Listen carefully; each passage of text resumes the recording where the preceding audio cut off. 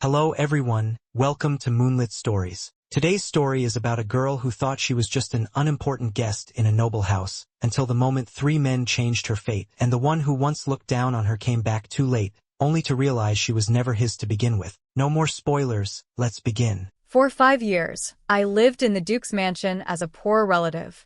I kept my head down, followed every rule, and had only one dream: to grow up and marry a kind man. The young masters and ladies treated me well. Everyone, except Pei Qingyan. The heir of the Duke's family never smiled at me. Not once. I was terrified of him. Every day, I brought him little desserts, hoping he might soften toward me. Then one day, I accidentally overheard him scolding his younger sister. Miss Liu is just like her aunt. She wants money and status. Stay away from her. My blood turned cold. So, he had seen through me all along. He knew I wanted a better life. I was afraid he would ruin my future. So while he was away studying, I secretly got married. And by the time he came back, I already had a daughter. Pei Qingyan finally returned after 3 years away. The old matriarch was overjoyed and threw a grand welcome banquet for him. I brought my little girl with me and planned to visit my aunt while I was there. Things were different after marriage. I couldn't simply walk into the Duke's mansion anymore. I had to send a formal invitation first. After a while, the old matriarch began to dislike my frequent visits. My aunt didn't want me to suffer cold looks, so she told me to come less often. The banquet was filled with nobles and wealthy families. I knew my place, so I quietly found a corner and sat there, trying to be invisible. Pei Qingyan sat beside the old matriarch. 3 years had passed, yet he looked almost the same. Only, he seemed distracted. Even from where I sat, I could tell his eyes kept wandering, as if he were searching for someone. Qingyan? Qingyan? The old matriarch called him twice. He finally came back to his senses. I looked around. No one was paying attention to me, so I quickly ate several sweet cakes. A little too quickly. The ladies at my table gave me strange looks. Embarrassed, I gulped down 2 cups of tea and forced a smile. When I looked up again, Pei Qingyan was greeting his sisters. There was a faint smile on his lips. He looked unusually happy. Early that morning, my aunt's maid had carried my daughter away to play. She was still little and couldn't sit through a formal banquet. Honestly, neither could I. I was already 10 years old when I first came to the Duke's mansion. My personality had long been set. No matter how hard I tried to learn etiquette with the noble ladies, I never looked like one of them. At noble banquets, eating was the least important thing. Making connections, that was what everyone came for. The married ladies chatted happily, exchanging news and favors. The hall became louder and livelier. When no one was looking, I slipped away. My aunt's courtyard was on the western side of the mansion. Afraid my daughter had been waiting too long, I hurried my steps. Then, I tripped. Thankfully, everyone was busy at the banquet. No one saw me, or so I thought. A deep male voice suddenly came from behind me. Running around like this. Where are your manners? A hand appeared before me. Long fingers. Elegant and familiar. I didn't take it. I pushed myself up, dusted off my skirt, and bowed properly. My respects, young lord. To be honest, I was a little afraid of Pei Qingyan. My aunt was my mother's eldest sister. Years ago, our hometown suffered a terrible drought. My grandfather fell seriously ill. To save the family, my beautiful aunt sold herself and became the Duke's concubine. The Duke's mansion was a place full of strict rules. She had begged and suffered greatly before they finally allowed me to stay. I knew how difficult her life was. I also knew I was clumsy and insignificant. So every day, I lived cautiously, afraid of drawing attention. The young ladies saw that I was obedient and even invited me to learn proper manners with them. I thanked them again and again, because I believed that if I learned enough, maybe one day I could marry into a decent family. And then, I could bring my aunt out of this mansion and take care of her. So, she wouldn't have to spend the rest of her life here, enduring it day after endless day. Ever since the old matriarch was still alive, The two branches of the Duke's family had never split apart. The young ladies were all kind to me. The young masters were polite too, except for Pei Qingyan. Every time he saw me, there was dislike in his eyes. Sometimes I greeted him, and he acted like I didn't exist. One day, the mansion held a poetry gathering. Young nobles from many families were invited. The eldest young lady kindly allowed me to go with her. I spent an hour dressing up. I tried on every piece of jewelry my aunt had given me. I even wore the new dress I had saved for the new year. I happily went to find the eldest young lady. Then I ran into Pei Qingyan. He stood under the corridor with several young men and looked at me once. A moment later, a few maids stopped me. The young lord said you are not allowed to attend. Several girls nearby looked over. Who is she? I've never seen her before. Sure. She's not a real young lady. She's the niece of one of the Duke's concubines. Oh, so she's just a poor relative. Then why is she dressed up like that? Who knows? Maybe she's trying to catch some nobleman's eye. No wonder the young lord wouldn't let her go. I froze. The smile on my face almost fell apart. My chest hurt so much I could barely breathe. I don't even remember how I got back. But my face must have looked terrible. As soon as my aunt asked what happened, I burst into tears. That year, my coming-of-age day was spent quietly in my aunt's room. Just the two of us. I was sad for only one day. After that, I worried about something else. Had I offended Pei Qingyan? I learned how to make desserts and brought them to him every day. Then I accidentally overheard him talking to the eldest young lady. He said, "Miss Liu is just like her aunt. She wants wealth and status. And she thinks nobody can see through her. You are the Duke's legitimate daughter. You should stay away from her." My deepest secret had been spoken out loud. I stood outside the door. It felt like I had been slapped. My face burned with shame. From that day on, I never went to see Pei Qingyan again. He was the noble heir of the Duke's family. He looked down on my aunt, and he looked down on me even more. I was afraid he hated me enough to ruin my reputation. I was even more afraid he would interfere with my marriage. Luckily, not long after that, he left the capital to travel and study. The decision came suddenly. The old matriarch wanted to stop him, but the Duke agreed to let him go. A man should see the world, he said. On the day he left, everyone went to see him off. I stood at the very back. I even stood on my tiptoes. Only after his carriage disappeared did I finally relax. Then, while he was away, I hurried to find a husband. Pei Qingyan slowly lowered his hand and followed behind me. "I remember you don't live here. I'm here to visit my aunt." By rights, I should have lived in my aunt's courtyard. But the Duke sometimes stayed there. So the Duchess kindly gave me a room of my own. I had been more than satisfied. A poor girl from the countryside getting a room in the Duke's mansion? That was already a blessing. I wanted to remind him that his courtyard wasn't this way either. But this was his home. I had no right to ask where he was going. Yet we were almost at my aunt's courtyard, and he was still following me. I finally couldn't help asking, "Young lord, do you need something?" Pei Qingyan coughed softly. Then he pulled a small wooden box from his sleeve. "I found this while I was away. I thought it would suit you." I opened it. Inside was a beautiful golden hairpin. 2 mandarin ducks rested side by side. Tiny red gems shone like their eyes. Perhaps it was his wedding gift for me. I thanked him, as expected of a noble young master. Even if he disliked me, his manners were perfect. But after the polite words were over, he still didn't leave. I had just accepted his gift. It felt rude to walk away first. Just as I was thinking of what to say, the eldest young lady hurried over. "Brother, why are you standing here? Grandmother and father are looking for you." Pei Qingyan was tall. He had been blocking her view of me. She took a few steps and finally noticed I was there. For a moment, panic flashed across her face. Then it disappeared. But I had seen it. Both of them were acting strangely today. Inside the room, my daughter lay in my aunt's arms, eating snacks. She complained that her parents never let her eat enough. She wanted to stay here with Grandma. My aunt hugged and kissed her again and again. Her eyes were already red. She had struggled just to keep me in this mansion. How could she possibly keep her little granddaughter too?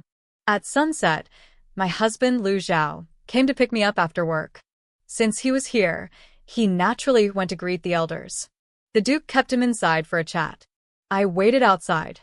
My daughter was being noisy, so I asked a maid to take her to feed the fish. I heard footsteps behind me. I turned around. It was Pei Qingyan. I quickly stood and greeted him. The spring evening was still chilly. The sky was growing dark. His eyes suddenly lit up. Then he said something that made no sense to me. I've told father that I want to marry the daughter of Minister Lin. I thought I had heard wrong. Why was he telling me this? Still, I politely replied, "Congratulations, young lord." He seemed genuinely happy. He praised Miss Lin again and again. She came from a great family. She was kind and generous. Her mother treated everyone fairly. I listened quietly and nodded from time to time. But my thoughts were somewhere else. When Miss Lin enters our family, I'll ask mother to arrange. The door suddenly opened. Lu Zhao walked out. He wore a crimson robe, just like the day I first met him. I looked at him, and my face suddenly turned red. Honestly, my husband still knew exactly how to make my heart race. I admit it. I married Lu Zhao partly because of his face. It was the 3rd month after Pei Qingyan left the capital. The young ladies were bored, so they begged the Duchess to hold a polo event. Without Pei Qingyan around, I was finally allowed to go. The eldest young lady put flowers in my hair. Why worry? If anyone asks, just say you're my cousin. The second young lady was eating snacks nearby. Exactly. Aunt Sue is family too. No one should look down on you. I lowered my head. My eyes stung. Who wants to be treated like a servant forever? I couldn't play polo. I couldn't write poetry either. So the second young lady dragged me into the garden to play hide and seek. My eyes were covered with a ribbon. I reached out and grabbed someone. Got you. But this young lady was awfully tall. Gasps sounded around me. The second young lady shouted, "Yuan, Yuan, let go." I quickly stepped back. I untied the ribbon and met a pair of smiling eyes. That was the first time I saw Lu Zhao. He was from my hometown too. His family was poor, but he was brilliant. He passed the imperial exam before turning 20. The prime minister wanted him as a son-in-law. He refused. After that, he was pushed into a low-ranking post at the Imperial Academy. A tiny job. Almost nobody in the capital cared about him. I felt a strange connection with him. We talked often. Later, we even exchanged letters. On the Lantern Festival, he invited me out to see the lights. The lanterns made his face glow. Then he asked, "Will you marry me?" I was happy, but also sad. I had hidden the truth. I wasn't really some noble young lady. At best, I was nobody. Lu Zhao smiled gently. "You're nobody important. I'm just a small official. We're perfect for each other." He paused. "My family is simple. After we marry, you'll run the household. And one day, we can bring your aunt to live with us." I said yes. Lu Zhao spent all his savings on our wedding. Every ceremony, every custom. He skipped nothing. 3 days after our marriage, he went to visit my aunt and treated her with great respect. I came back to my senses. Lu Zhao was already standing beside me. He greeted Pei Qingyan politely. "Greetings, young lord." Pei Qingyan looked at him, then at my red face. His tone turned cold. "They say Lord Lu is remarkably handsome." I didn't believe it before. Now I see the rumors were true. My face grew even hotter. I quickly replied, No. I think the young lord is more handsome." Suddenly, Pei Qingyan started coughing. His face turned red. The sky had already darkened. A maid from the old matriarch's courtyard came with a lantern. She invited him to dinner. Just then, my daughter came running over, holding a maid's hand. She stumbled right into him. Pei Qingyan looked down. "Whose child is this?" The maid answered, Lord Lu's daughter. Lord Lu already had a daughter? Pei Qingyan suddenly laughed at himself. So, what if Lu Yuanyuan thought Lu Zhao was handsome? This was the same man who had turned down the prime minister's daughter. The same man who had struggled for years in a tiny government post. A man like that. Could he really have fallen for Lu Yuanyuan? Then, who was Lady Lu? What kind of noblewoman had captured his heart? Thinking about this, Pei Qingyan prepared some gifts. Tomorrow he would visit the Lu residence. He could ask Lu Zhao for advice and apologize for his rude behavior today. He had been rather impolite. The next morning, Pei Qingyan headed to the Lu residence. It stood in the southwest corner of the capital, a small house beneath an old locust tree. He looked at the plaque that read Lu residence. It seemed far too modest. The gatekeeper took his calling card and invited him inside. Our master is still at court. Please wait. I'll go invite our lady. Pei Qingyan frowned. He didn't know Lady Lu at all. Why would a married woman come out to greet him? But this was the Lu family. He said nothing. The house was small but warm. A bronze lamp stood in the main hall. Ink paintings hung on the walls. 2 willow trees grew in the courtyard. He remembered. Lu Yuanyuan loved willow trees because they shared her family name. Thinking of her, he couldn't help smiling. He stood under the tree. Maybe someday, he could plant a few like this in her courtyard. Just then, he heard a familiar voice. It sounded so real. He turned around. Lu Yuanyuan was standing there, holding a child. Young lord, why are you here? He recognized the little girl. He had seen her yesterday. The maid had said she was Lord Lu's daughter. His hands trembled. A terrible thought appeared in his mind. But he couldn't believe it. He forced himself to ask, why are you here? He prayed for a different answer. Lu Yuanyuan frowned.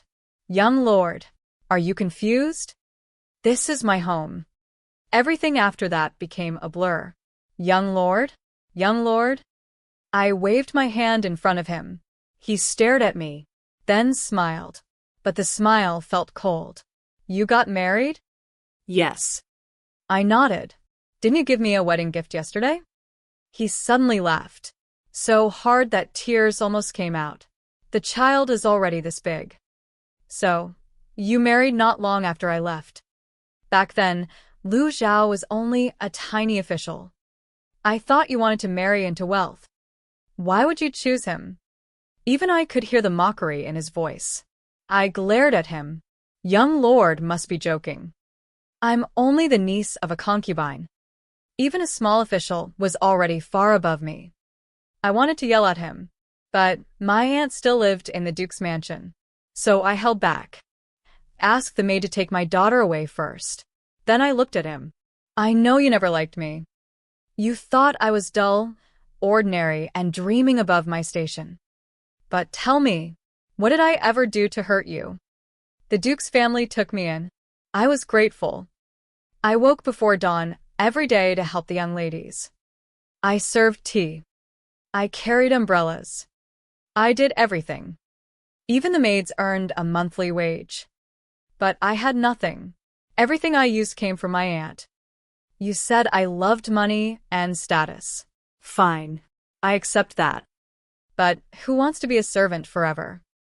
I finally got married. And now you've come all the way here just to humiliate me? Pei Qingyan froze. Then he laughed softly. So, this is what you thought all along. You got married. Then what about me? Pei Qingyan stood up straight and stared at me. I finally understood my feelings, he said. But then you told me you married. And your child is already this big. Lu Yuanyuan, you really are heartless. A bold thought suddenly formed in my mind. You mean you like me? But didn't you just tell me yesterday you were going to marry Miss Lin? Pei Qingyan froze. My expression slowly turned cold. My voice turned sharp without me even realizing it. I get it now. You like me, but you think I'm vulgar, greedy, and not good enough. So, even you can't accept that you fell for someone like me. You went away for 3 years and came back with this brilliant idea, right? And now you think you're being kind. You want to take me as your concubine. Pei Qingyan, do you think I should kneel and thank you for that? The noble heir of the Duke's family falling for a countryside girl and still granting her a place as his concubine? Do you think that makes you deep and loving? Pei Qingyan turned his head away in panic, his voice hoarse. It's not like that. I got angrier with every word. I stormed inside, grabbed a teacup, and threw it at him. Get lost. You self-righteous man. Do you think everyone is desperate to be your concubine? Get out of my house. Pei Qingyan left in a mess. But 3 days later, he came back. This story is produced exclusively by the YouTube channel Moonlit Stories. If you enjoyed it, don't forget to subscribe.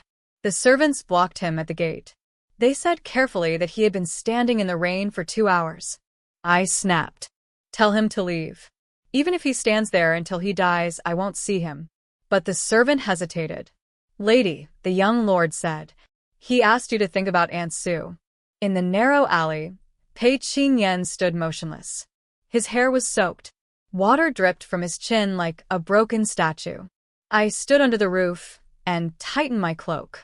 What do you want from me? He forced a small smile. Yuan, I broke off my engagement with the Lin family. Divorce Lu Zhao. I will treat your daughter as my own. I pretended not to hear and shut the door hard. The moment the door closed, a hand forced its way in. A muffled groan came from outside. You're insane. I let go instinctively.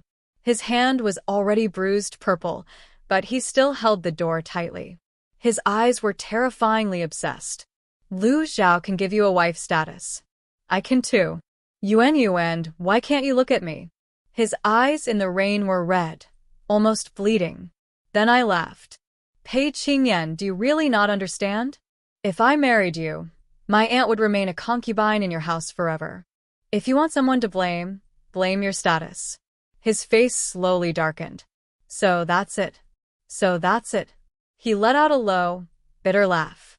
Then his gaze turned sharp again. What if Lu Zhao finds out you're just a woman chasing status? I can ruin your reputation in 1,000 ways. Before I could speak, a familiar voice cut in. Lu Zhao stepped forward and stood in front of me. Young lord, he said calmly. You say that like people shouldn't want a better life. Lu Zhao met his gaze. You've traveled for 3 years. You should know how hard life really is. My aunt lost her mother at 6 and survived by washing clothes. Later, she had no choice but to sell herself to save her sick father. Yuan lost both parents young and traveled alone to find relatives. If they had any other choice, they would never have stepped into your duke's mansion. There are women forced into hardship just to survive. There are children left alone with no support. That is not their shame. It is ours. And yet you look down on them? I'm not noble. I only regret I am not powerful enough to make sure no woman like them ever suffers again. I quietly held Lu Zhao's hand. My eyes burned. Pei Qingyan looked at our joined hands and let out a cold laugh. Yuan, it's fine if you don't choose me now. My aunt is still in the Duke's mansion. We have plenty of time. He then looked at Lu Zhao. Lord Lu, so righteous, so noble. Just be careful. One day you might regret it. Soon I understood what he meant.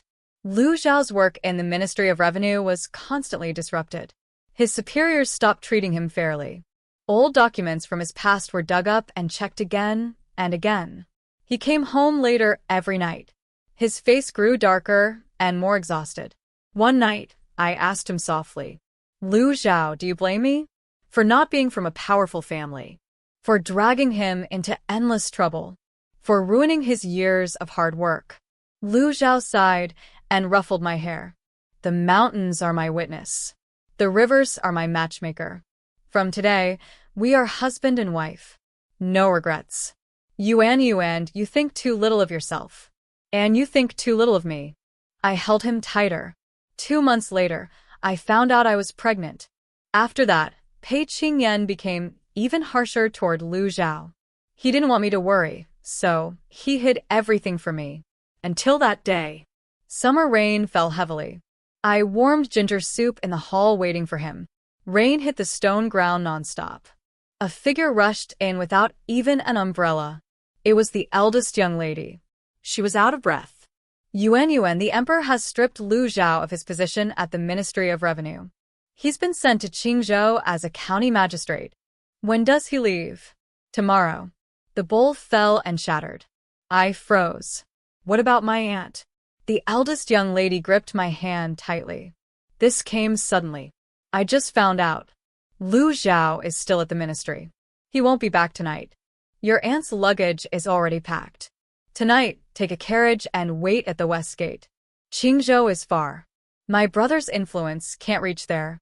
I hugged her and cried uncontrollably. But what about you? If the Duke finds out. Her eyes turned red.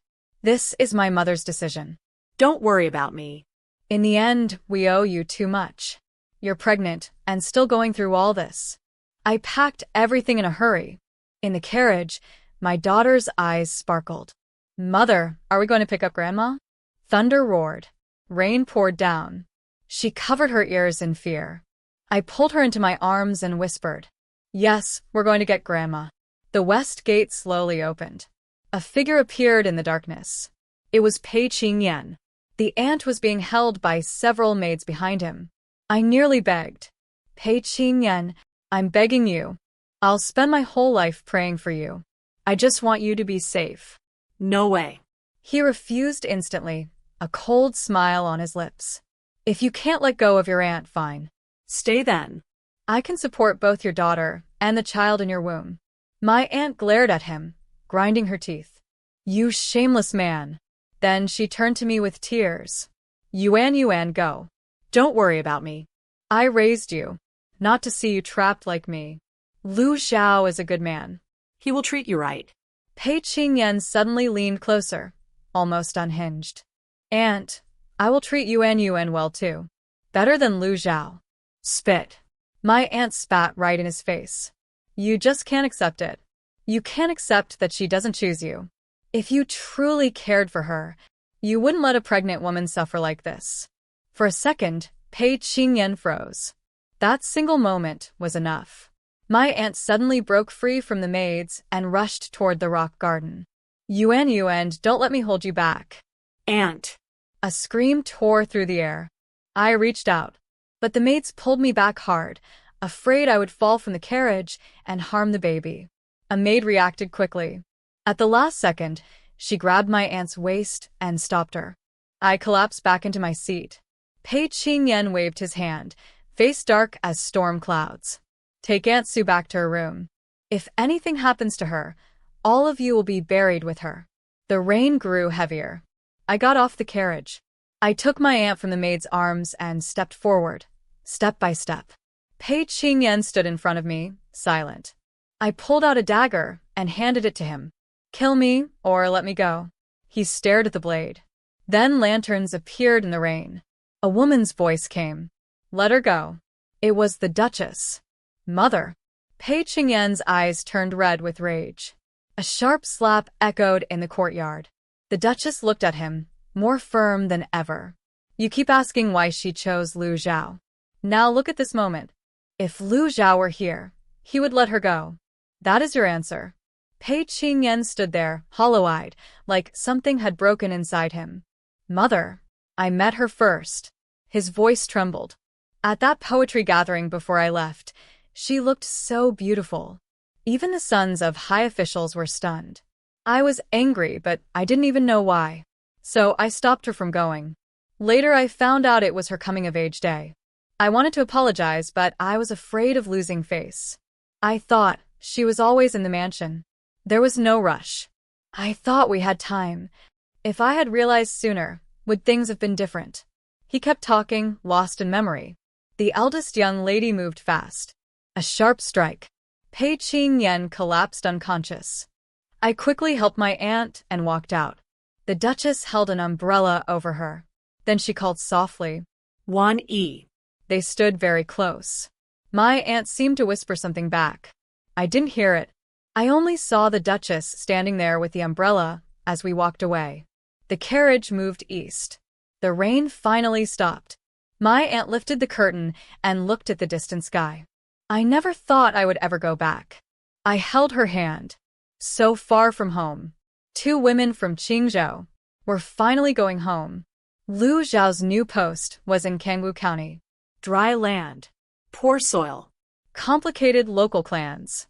The moment we got off the carriage, people rushed over from every corner. Please, my lord, give us something to eat. The guards drove them back with sticks. Back off. Don't disturb the official. I raised my hand and stopped them. Then I ordered hot porridge to be cooked. The beggars ate like starving wolves, porridge running down their faces. They were clearly starving. Food meant everything to them. And I noticed something strange. They were all girls. Their hair had been cut short, like they were trying to avoid trouble. I bought a shop on the main street and turned it into an embroidery workshop. I took them in. I taught them spinning and embroidery so they could earn a living. One summer afternoon, I held my little daughter Qinglan while watching them work. The girls gathered around me, chatting nonstop. Madam, look at my peony embroidery. Madam, what's for dinner? Tomorrow is the 15th. Can we go to the temple? They say the blessing there is powerful. Why pray? We should go fishing instead. I want to pray. Madam will bless us anyway. Madam is like a goddess. A goddess doesn't give food. Madam is better. You only think about eating. Qinggu laughed so hard, she bent over and later told Lu Zhao everything at home. I blushed. They exaggerate. Lu Zhao smiled softly. You've always been like this. Kind and warm. I knew it from the start. My aunt held Qinglan and taught her to speak. Mother. Yes, I answered softly. Outside, pomegranate flowers were blooming in full glory. It was the summer of the 11th year of peace. Before we close today's story, I just want to share a few thoughts from my heart. What really stayed with me is how two people can see the same moment so differently. Pei Qingyan, who realized his feelings too late and mistook pride for love, and Yuan Yuan, who only wanted a peaceful life but kept being pulled into his obsession. Sometimes love isn't about who arrives first, but about who understands you when it matters most. And in the end, letting go can hurt more than never having it at all. Thank you for listening to Moonlit Stories. If this story touched you, I truly appreciate you being here with me. Take care, and I'll see you in the next story.